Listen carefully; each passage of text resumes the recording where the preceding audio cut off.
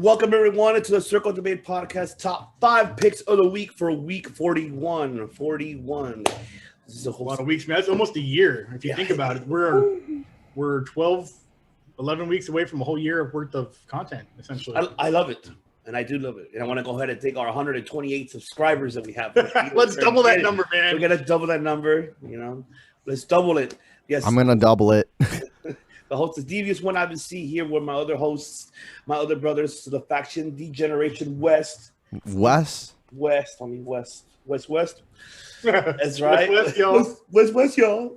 Here with the one and only, he is the one, the director, CK1. He is a director now. I'm all right. You're the director, bro. Informer. Oh no, don't bring that up because then you're gonna get George McKay to come beat our asses for that one. Licky boom boom down. I don't think he's having his back on because of that shit. And also I have the Carbonation Cabron, Mr. MGC Matthew Steamboat. Informer. A licky boom boom down. And George is gonna comment on this and just talk shit to you, bro. Dude, there's so many memes with that song. Like, I like the Edward Snowden snow. And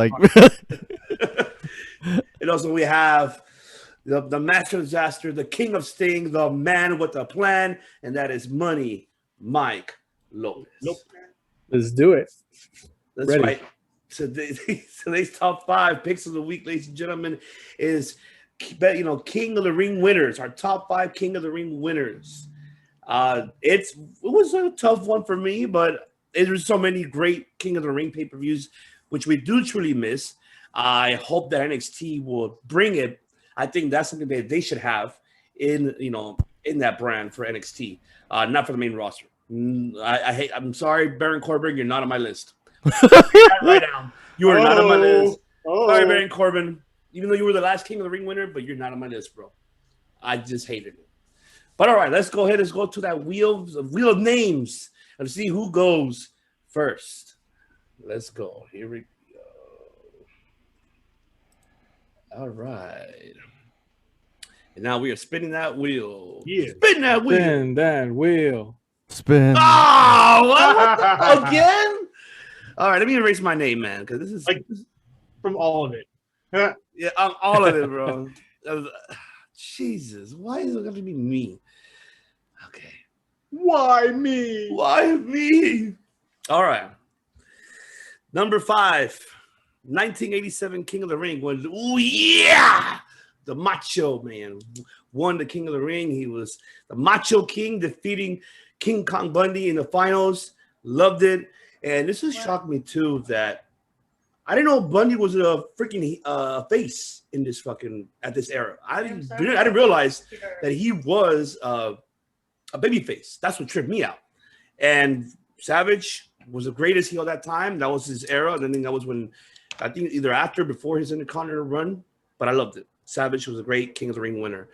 Number 4, which I did enjoy because it was the storyline, which is the 1989 King of the Ring when Tito Santana, arriba, defeating Rick Martel. And this is the time when Strikeforce broke up, and this was when the rivalry began between Martel and Tito Santana. And I was kind of glad. I mean, it is an unfortunate Tito. That was probably the only thing, and maybe the IC that he's won, but nothing else big. But I was happy for him to be coming. I think he's Latino. Excuse me if I'm wrong, ladies and gentlemen. Who, Tito Santana? Yeah. I don't know. Definitely. Yeah. Okay. So definitely I was happy with that storyline. It went with him and Rick Martel after the breakup of Strikeforce. Number 3 will be the 1993 King of the Ring when the best there is, the best there was, and the best ever will be defeated Bam Bam Bigelow. I love that match. That was a wrestling match though, because now we were able to see Bigelow's technical style for his size going on with Bret. And any match that goes against Bret Hart, it's a great technical in-ring performance. And you hands down. Whoever thinks that I'm wrong, comment right below and let me know because I want to know. Yeah, I remember off subject. There was a kid coming up in WWF. I think he might have been in the Indies, and Vince had saw him and was like, "That's the next Hulk Hogan right there." If you know his name, tell me. But he was a big, good-looking dude, in shape, young, just bulky, just the way Vince liked him. and Vince had him do a match with Bret Hart. And based on that match, he was like, "Oh, this is the future of ours. This is the next Hulk Hogan. I'm going to put all my eggs in this one kid's basket." Watched a few more matches with that kid, not versus Bret Hart, and realized that kid sucked in the ring, and Bret Hart carried that match.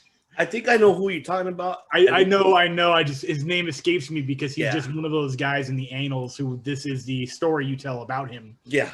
But the point is that Bret is so damn good that he can carry anybody in that ring. The excellence of execution. That is. Yeah. While you guys are talking, I'll find out who that was. But it's crazy. I think it was Bruce Pritchard podcast, Mike's favorite podcast, by the way, Bruce Pritchard. Didn't mention it. He didn't mention it.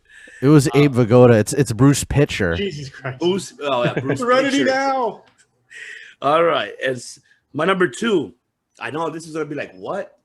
2008 King of the Ring when William Regal defeated CM Punk. That one, it went well with Regal because him being King Regal along with Layla later on, I loved it. I think that was like the best thing that for William Regal. I loved that storyline and the rivalry he had with CM Punk. And I loved it. I enjoyed it. And I love William Regal. I mean, shit. This guy is he's another Bret Hart, but in his own style, and he's very, very, very incredible in the ring, and his story he could tell, and it fits him very well, him being the king of the ring. It's like William Regal made Goldberg look good in a match. Yes. Oh yeah. He didn't like. We already know that story. Regal said it so many times, like, "Fuck this guy. I'm not gonna fucking, put him over." Not like that. William put up a fight. Who doesn't remember that match? That was. And my numero uno, of course, everybody's number 1, man. I'm assuming you guys are gonna have this list. Of course, when it was born, John 16, Austin 3:16, when he won the King of the Ring in 1996, defeating Jake the Snake Roberts, and that's when the whole Austin era was born. Of course, we loved it from there, and that's when we were as teenagers, kids, were like, what does he mean by John 16? I mean, we should know. I mean, we should know. Which I mean, it's a Bible verse. It means, God loved the world so much that He gave His only Son. Right? Is that the second of the verse? Yeah. Yes. Ivan, I don't even know why I know that. I think I know what all the religious verses I know are because they've been quoted in pro wrestling. Right. Ivan, the crazy thing is I actually matched up some dates. Austin 3:16 was 2 months before Hulk Hogan Bash at the Beach NWO. Wow, really? Yeah, because it's 96. That NWO Bash at the Beach was just 96, yeah. Yeah. That was just 2 months before. So Austin, the Austin era actually came like right before NWO. That is crazy, right? When you match up the dates. I can't even believe it when I looked it up. You see now when George kind of said about the conspiracy theories about how they're all working together, how you were saying about Ted Turner and Vince working together.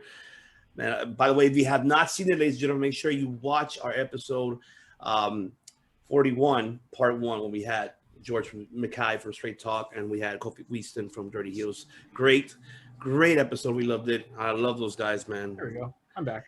All right. And then my 2 honorable mentions. So my first one will be the 1999 King of the Ring when Billy Gunn defeated X-Pac.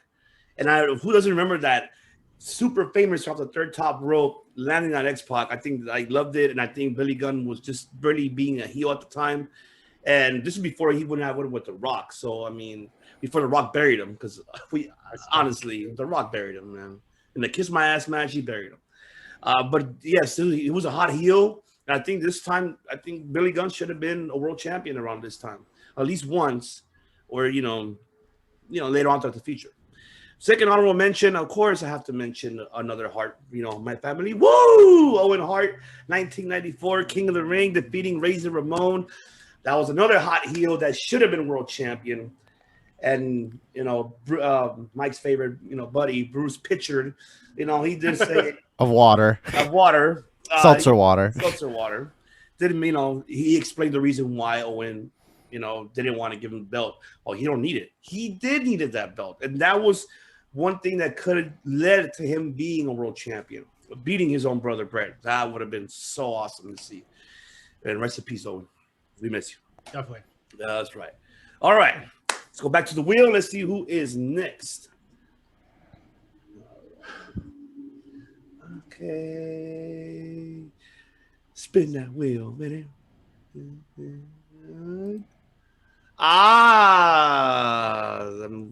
Mr. MGC. The soda savior, the seltzer survivor. I just got of Kings or the King of Cans. I don't know. King of Cans. All right, this The one's king of gonna steaks. this one's gonna be interesting because all 7 of them are gonna be Spike Dudley. No, I'm just kidding. Go for it. Okay, so number 5 is Ken Shamrock. Okay. Stop right there. Do you see this? What? Oh, you just Five is Ken Shamrock on my fucking list. that's a good choice. You don't have to change it. Like there's nothing. Change it. I thought I was the only one that was gonna have Shamrock anywhere on my list. I got so much love for him. Like I love that run. We'll get into that. I think one of my favorite things about him is just listening to his theme song. That was like very scary. I can still play it on guitar. Yeah, like when I'm riding in the, I remember there was like one trip where I had like a really crappy laptop and I was only listening to wrestling themes when I was 13. I was like, Matt, like, and my brother just wanted to listen to like mainstream hip hop. Like, no, I want to listen to Ken Shamrock's theme on repeat and pretend I'm walking into the room ready to break stuff. Yeah. And I like the boxing robe. That's like, you know. You walk in with a bathrobe and like, you'd be pissed the fuck off. Yeah, that's like the best thing. All right, number 4, the one Billy Gunn. Nice. Cause I'm an S-man. Yeah, the ass man right here, and then you know now we got more of them. We got all 3. We got 3 guns now. Oh, that's right. Yeah, I love Gun Club. I can't wait to see more. Dude, Billy Gunn looks as good as ever. Holy shit, insane. 2 sons in one. Like I think this is like the most direct family kind of working at the same time. Too. Mini-me's for sure. Yeah. They look just like them. I think one of them has a mullet. Yes. But then also so does Brian Pillman Jr. So like that whole thing's a thing now in AEW. Everyone whose dad is a wrestler who's wrestling now has a mullet. Except for Cody. Except for Cody. Yeah, he doesn't have one. Oh, well, Dustin had it. Dustin had it. He had to give in the he did it. Yeah, the Natural had a mullet for sure. The 90s. Yeah, in the 90s when it was WCW, the wrestling. Yeah. Brutal that version. So I'm actually going very surprisingly. I'm putting Stone Cold at number 3. Okay. Yeah, I feel you there. You know, like it was really badass. That was like I'm kind of glad he like. There's something about like the regalia of wearing the crown that I kind of like. Sometimes it's kind of cheesy for certain characters. Like if Stone Cold put the crown on, that would have kind of killed it. I would have killed. He did it good. Yeah, yeah, right. That would have been and like put the robe and scepter. I'm badass. I'm wearing a crown. Yeah. You mean hell yeah if you like wearing crowns. Okay, so number 2, the King of Hearts, Owen Hart. Whoa, the Black Heart. You know, I want to watch a little bit. Like I need to watch deeper into the Black Heart storyline. I actually went back and watched the Lion's Den versus the Heart Dungeon, kind of like those brutal fighting matches between him and Ken Shamrock. I thought those were pretty cool. I loved it. Yes. All right, my number 1. See, we're bringing back drum beats again. I'm going to go super old school. I'm going to go Harley Race for my number 1. I get you. Did you guys know that story about him? Where like not to diss the name, rest in peace, Harley Race. Just the fact that he could throw he threw a wheelchair with somebody still in the freaking wheelchair. I've heard that. He did do that. Did someone tell us that? It was Cornette. Cornette, right? Yeah, he was like, it was like a big riot, and like he was trying to break up the. So he was so strong, he lifted somebody up. And it was something like he had to like dip out of the arena before shit got hairy, right? Yeah. There's somebody was still. The imagery of that looks like reminds me of something out of a cartoon. It's like you're on a bungee rope and then you go right into the police car. It's like that kind of imagery. That's like Ron White has a joke that says, "I got arrested for being drunk in public, but what happened was I was in the bar. They threw me into public." It's the same thing. All right, so I'm gonna go. I think I'll have a really surprising honorable mention. I think I'm gonna go with Bret Hart for my first honorable mention because, you know, he definitely deserves to be at the number one of many things. Yeah. You know, and my number one honorable mention, just in honor of recent times, I'm gonna go with like I think the first time the first time he won it in the only time he won in 2001, Edge. Oh yeah, My Edge number Kurt one. Angle. That was a good match. Yeah, I liked it when he was babyface and you know, Intercontinental. That's like he's who pops into my mind when I think of the Intercontinental title because he's kind of like the first Intercontinental champion I kind of got used to, you know. Edge? Yeah, when I started watching regularly in like 02, 01, he was kind of like who like kind of stayed with me as that who I think about when I think of the IC title or like the next upcoming big star because like The Rock was the top babyface and Edge was like, you know, the upper mid card babyface. Yeah, and Rock was IC champ. He was IC champ personified from like I don't know when he won it, but he had it at WrestleMania 14. So he definitely won it early 98 and kept it for most of that year. I think he dropped it to Triple H at SummerSlam that year. And that's when the game push began. But yeah, I know what you're saying about like who is IC champ when you start watching. Is your IC champ? Because I feel that way about Mr. Perfect. If you say IC champ, I'm thinking Perfect, like number one. Come on, man. Honky Tonk Man. You got to give him two. I hate Honky Tonk. I don't like the character. I hate Elvis's impersonators, and he is the best of the worst of both of those. I made a list Honky, have you seen this? I know he's great. He did what he was supposed to do, make me not like him. You know, Chris, Honky Tonk's actually part of a very short list of wrestlers who sing their own theme song. So that's like that's only like 8 wrestlers in human. That's kind of a lot. Yeah, but like throughout like all the wrestlers that have ever been in history. Like 3 or 4 of them off the top of my head right now, so it's a good list to be on. Yeah. Yeah, we should make a list of 5. I can name 5. We should add that to the wheel. Yeah, fuck. I was about to do it right now. There was only like the most recent one that's been added to the list is the Acclaim, just because they're newer. Yeah. They come out to it live, which is R-Truth does is. I understand. All right, let's go back to the wheel. Let's see who'll be the last person. Final two. Please be Mike. His list is gonna be better than my list. I promise. Oh no! Called it. Just right on the. Right on, yeah, barely. It could have been Mike. It's like Wheel of Fortune, bankrupt. Oh my god! Right?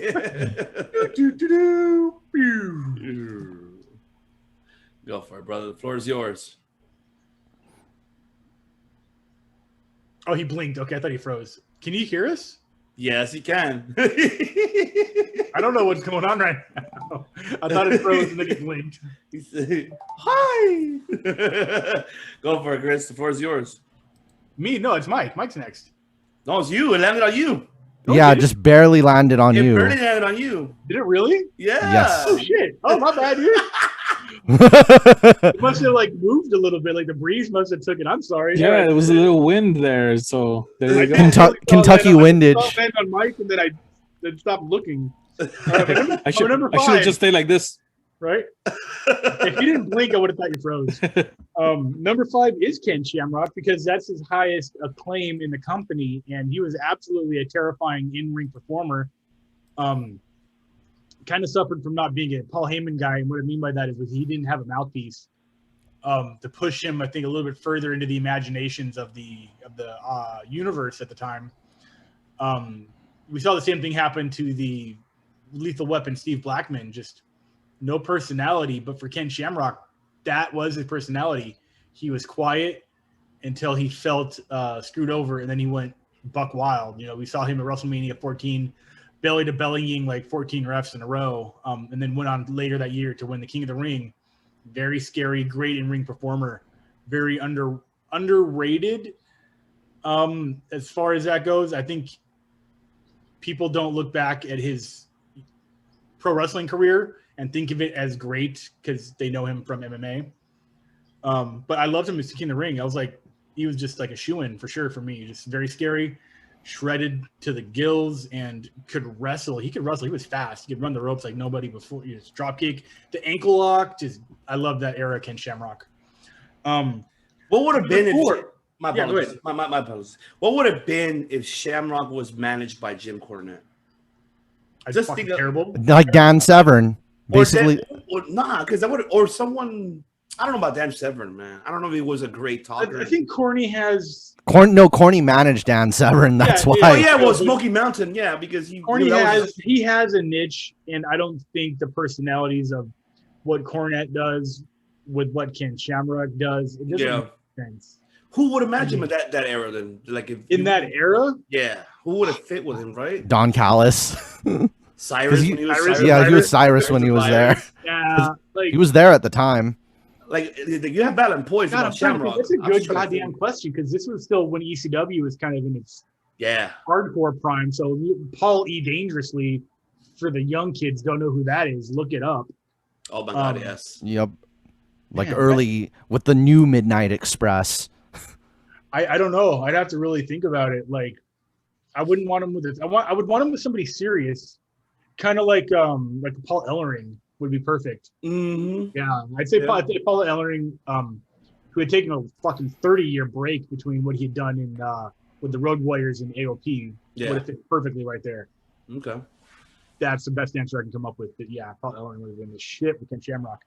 Number 4, really brought the prestige and the regalia, as Matt had said earlier.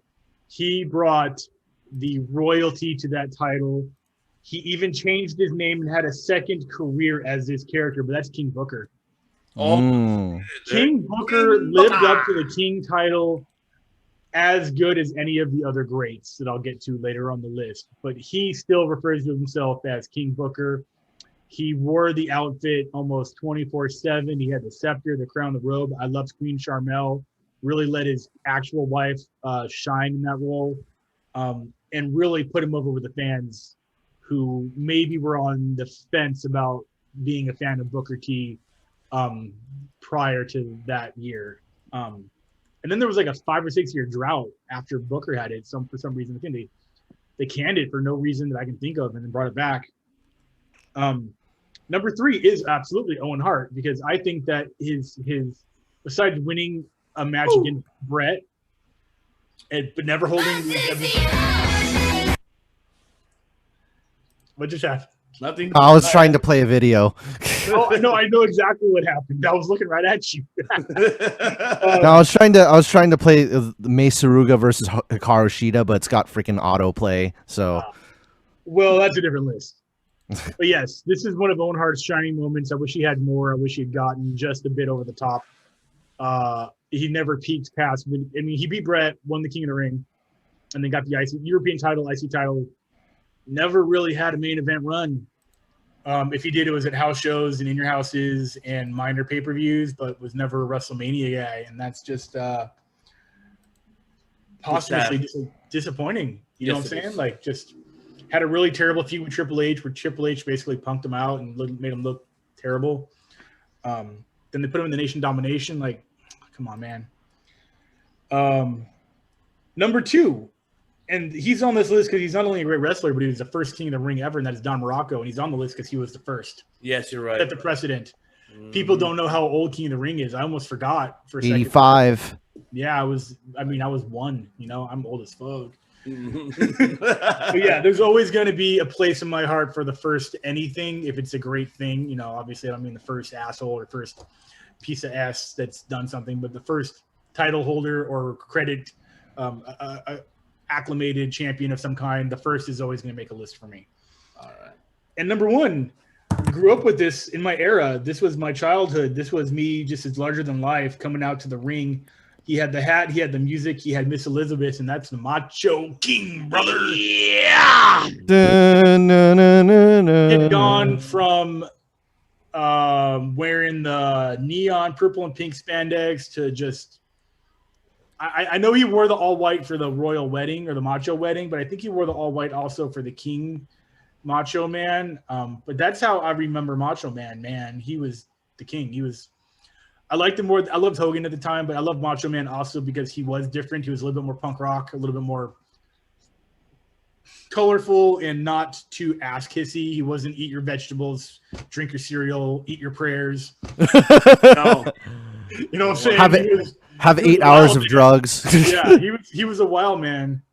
King of the crop. Yeah, right. Drink your school. Yeah. Stay in police. Fond memories of beautiful. He was colorful. He was so colorful. Macho Man was the shit, man. I didn't get to per se meet him, but I worked on a show about pro wrestling, and he was playing himself on that show, and I was at least in his presence, and he was larger than life, even offset. It was pretty crazy. I do have honorable mentions, and you guys are gonna love and hate me, but I am gonna run with it because I just personally feel this way. First honorable mention is Bret Hart because he is the only 2-time King of the Ring winner in 91, 93. That alone. These are Bret's worst credentials. There's nothing to hate on that. Yeah, Bret Hart. These are the worst credentials on Bret Hart's list. That's how freaking good he was. That at the top 10 career highs for Bret Hart, this would be number 10. But still won it twice. Only wrestler to do it. Automatically makes the list. Mm-hmm. Y'all are sitting down, right? My second honorable mention is one King Baron Corbin. And what the fuck, man? Why do you have on your list? It is on my list. I'm not making stuff to troll you. He should not be in the fucking list. Right there. Let me tell you what, brother. Baron Corbin is not bad at doing exactly what he's told. I know. He does the best with what he's given, aside from the reason he got pulled. He was going to win that title, by the way, against Jinder Mahal with that Money in the Bank cash, and he was going to win that. And I actually found out why they pulled him. The heat was caused because he was defending CTE against a doctor who was allegedly known to be corrupt and anti-medicine pro his office. You know, he was kind of allegedly. Was that the CM Punk doctor? I don't think so. This was a CTE doctor that had, wouldn't be surprised. Oh, that fucking guy too. Hated that guy. It might have been. I think this was a guy who was specifically working for, but secretly against CTE medicine and research. And Baron Corbin had spoken up in a meeting saying, like, I don't think you've done the research because here's some evidence that the things you're saying are not true. I was in the NFL for a long time. And here are some things that I've seen in person, and these are facts. And WWE didn't like that. They were like, okay, fuck this guy, pull his title shot. Don't like that kind of shit. But he did the best with what he did, and he was 100. He gave that character 110%. The Lone Wolf was booed out of every building he walked into. As soon as that remix of his heavy metal anthem, I guess you would call it, that they put in the King song inside of the metal song, which it flowed. It was not good, but it flowed well, if that makes any sense. Yeah, no, I get you. Yeah. I do love his theme song, though. Yeah, he gave everything 110%. Yeah. It's not. I guess we respect him in real life for like what he does, like seriously. Oh, of course, no, absolutely. I'm going based on character. I'm not going based. Yeah. But what I'm saying about, I'm not just judging this off of that one particular incident. I'm just saying that Baron Corbin doesn't slack off, and he's not lazy, and he doesn't. He gives it all. He's still running that character like 2-3 years later. Yeah. He's just doing the best he can with it, and it's probably going to be the peak of his career. I think so too, and I'm with you. No, it's unfortunate. You know, I think he's a lot better in the ring. I used to make a joke that Baron Corbin is one of the worst wrestler, best finishers in the business. That End of Days is, I love it. Top 5 favorite finishers of all time. Yeah. When he hit that on Becky Lynch last year, I was screaming. I couldn't believe they let him do it, and I was like, "Thank the wrestling gods they're letting him do that." Chris, I'll tell you this about Baron Corbin. He actually heavily affected my diet. He got me into smash burgers because I follow him on Twitter, and he also cooks a lot of steak and burgers on his Twitter feed. So that's what he does. And then he's very good friends with Regal in Aiden English and Whiskey Buddies. Right, They're really AEW Rio? no. I'm Reholt. I can't pronounce his last name, but it's Aiden English. Charles' husband. Yeah. Yeah, but I know his name. What's his real name? I know it's Matthew. Matt's Reholt, I think it was something like that. Reinhold. Reinhold? Reinhold. Okay, Yeah.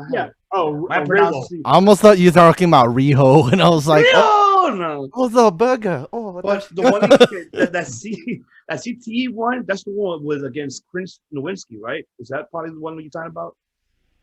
That I'm talking about? Mm-hmm. What am I talking about? What are you talking No, well, you mentioned about the CTE about. but it's a. I don't. Oh no, think it wasn't Chris- about the gold. No, it wasn't the Golden Snitch. You're talking about the Golden Snitch from UFC, the drug. No. The one that you said about Baron that he went against it. Oh, let me look it up. Was it Chris let me look it Nowinski? up. Was it Chris Nowinski the one? Because I don't think Chris Nowinski's a doctor, though. he's just more. He is a doctor, actually. Mike will Let tell me you. look Let Mike correct that. Go ahead, Mike. Harvard Yeah, I'm looking it up graduate. right now. His study on concussions. Dr. Joseph Maroon. Oh, okay. Yeah. Okay. Because I don't know. Like he is a Harvard grad, but I don't think it's medicine though. In particular, he did fund that research institute, but I don't know if he has a doctorate. I won't be surprised if he does. Yeah, he does have a PhD. A pimps and hoes degree. The Puff Daddy Godfather. play Haters degree. Can I say that shit reminds me? That shit reminds me of How High. Welcome class to Pimpology 101. What are my bitches? I'm Yeah, looking. that's my list. That's my list. I'll defend Baron Corbin on that just because of what I said. He gave it the best. He did the best he could with what he was given. Yeah. And if you hate him for it, that's because he did his job. It's like hate him in Agreed. kayfabe, love him as a shoot in real life. All right. In kayfabe, Money Mike, the floor Number is yours. 5, I have Triple H. He was supposed to win 1996, and he ended up winning the following year. Because of the whole curtain call situation. The click. Yes, too sweet. Whoop, whoop. Yo, I love that Cody Rhodes right there. That is pretty baller, bro. I'm proud of you on that one. Yes, Lucky. yes. Had to get One of lucky. my prized possessions there. It's I don't know. It's kind of rare to see nowadays someone that is not given something and then giving it the next year. It's if like Baron Corbin would have won Money in the Bank the previous year, not won, and then he won it again the next year, and then he did win the title. So sort of, an example there. But yeah, Triple H, we all know the career he went on to have and has. So it all really kind of started in King of the Ring, his trip back. Number 4, King Booker. At a time where I kind of didn't think he would, me personally, didn't think he would have another world title run because he was a WCW guy. He had been getting these title shots sporadically and not winning. The whole WrestleMania 19 thing happened, and where does Booker T go now? King of the Ring. One King of the Ring, it catapulted him to world champion status. Really did. It really pushed him right away. It did. Yes. It did. But I think if he would have won 19, it would have captivated him as well too. It's just I hate the fact how I heard both sides of the story, 4 different stories, and it's just like they fucked him over. Like I was mad because he was supposed to win, and then the last minute they fucking changed it because I don't hate Paul. I don't think it was his decision to be like, oh no, I'm not gonna put him over. I think, excuse me, this is a lot of politics in at that time. That was when it comes on this, there were a lot of politics, and I was not happy about it. That should and now he's a 2-time Hall of Famer, so I really credit King Booker for that renaissance of a career he had, right? Yes. Number 3, Kurt Angle. Man, what a rookie year this guy had. The European title, Intercontinental, King of the Ring, and ultimately ended up with the WWF Championship. King of the Ring was just one of those accomplishments in one of the greatest rookie years that anybody has ever had, really. Olympic champion, of course. And you know, he made he was wearing the crown and it looked ridiculous, but it worked for him. He was that kind of a heel that was able to pull it off, right? Oh yeah, he was. So awesome stuff. And I really liked that the following year he attempted to win it twice and did not, because of Shane McMahon. But that's another story. Oh yeah. Number 2, Brock Lesnar. Yeah, RVD. This is something that I wish would come back.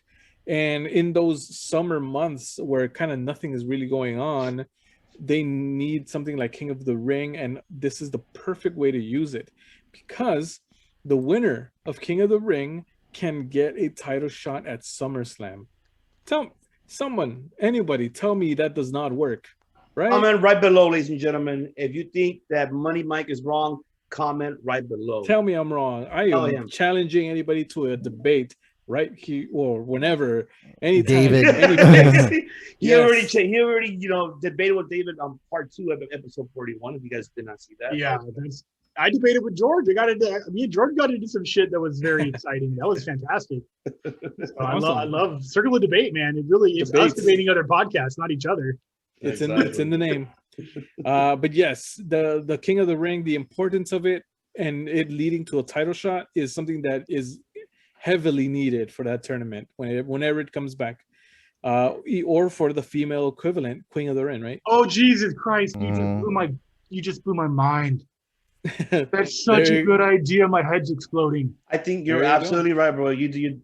I mean, we have the Mae Young Classic, which is essentially that.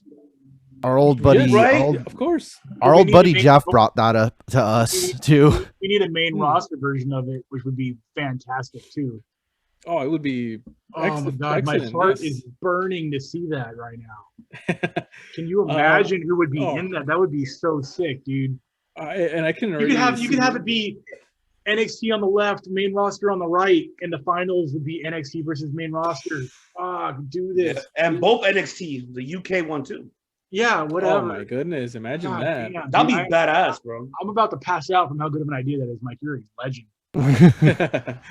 Not as a legend as my number 1, which is obviously Stone Cold Steve Austin, the Texas Rattlesnake. You know, you talk about your Psalms, you talk about your John 3:16. Austin 3:16 says, "I just whooped your ass." Exactly. Iconic words, iconic promo. This man is 1 in a billion. And, they gave him the crown. They gave him the King of the Ring. Awesome stuff. Awesome decision.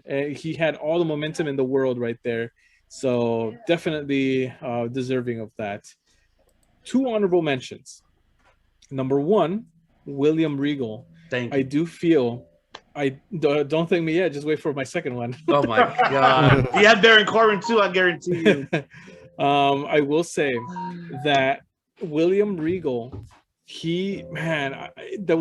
if he's regal by definition. Yeah, it's in the name. It's in his name to be regal and to be king, right?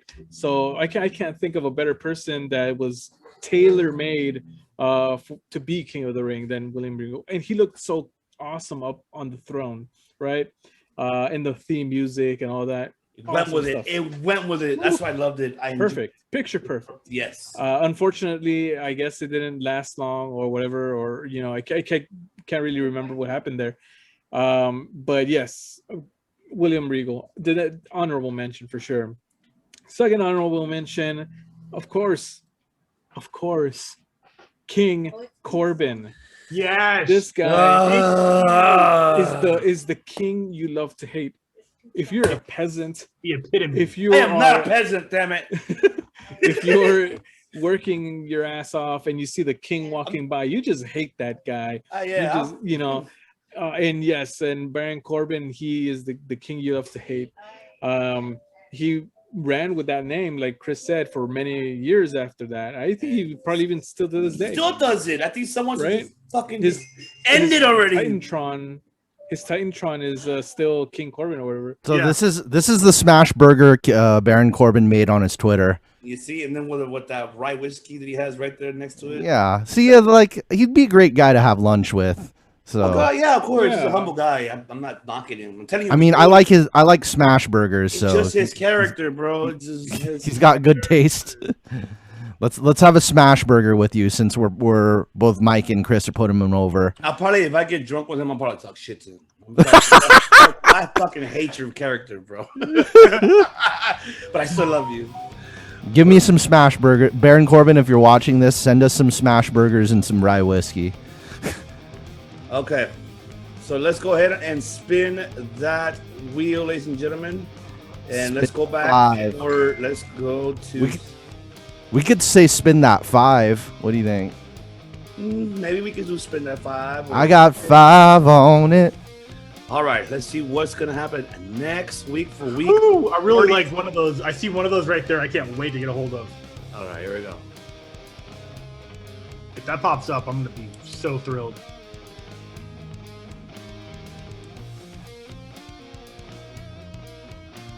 Oh, worst pay-per-view! That was Wow. not what I was hoping for. Oh my Yes, I love any of the worst. god! Oh my. I'll make it so easy for you guys. Freaking Oh my god! All right, I got 3 out of 5 already. NWO uncensored. Oh my okay. god. You better Stop save ruining it, save it, though. Save it, Matt. Worst please. Just go back and bleep that out. The worst pay-per-view. I'm giving you that I'm gonna make that one easy for you guys because. All right, well, ladies and gentlemen, thank you very much for tuning in here for our top 5 pick of the week for week 41. As you already saw, week 42 next Sunday will be our top 5 worst pay-per-views. That's going to be a tough one. But also, thank you very much for tuning in, and also for tuning in for episode 41 from Friday, and our interview with Snipes yesterday and Saturday. And also tomorrow, Monday, we're going to have August Artois. He is real, he is raw, he is August Artois. So keep an eye on him this Monday as well. We're saying to you guys goodbye, everybody. Enjoy your Sunday afternoon. This is the Divas 1 IBC here with the one and only, the Director, CK1. I'm getting better, man. He is. And also the Smash Burger, the Carbonation. That's such a great name, like Smash Burger versus Curry Man. That'll be Baron Corbin's new gimmick. It'll be Smash Burger. I don't know why you put arugula. That's arugula that's on that burger. That's disgusting. Make it spinach or get out. It's very healthy. Yeah, I know. I got mixed greens in my fridge. I still don't like it. FGC Matthew Steamboat, ladies and gentlemen, of course, the man with the plan, the king of Sting, the master disaster. He's all the above. That is Money, Mike Lopez. I'm saying to you guys, have a happy Sunday, happy Valentine's Day, and Happy second Halloween. and we'll see you next week. Make it clap.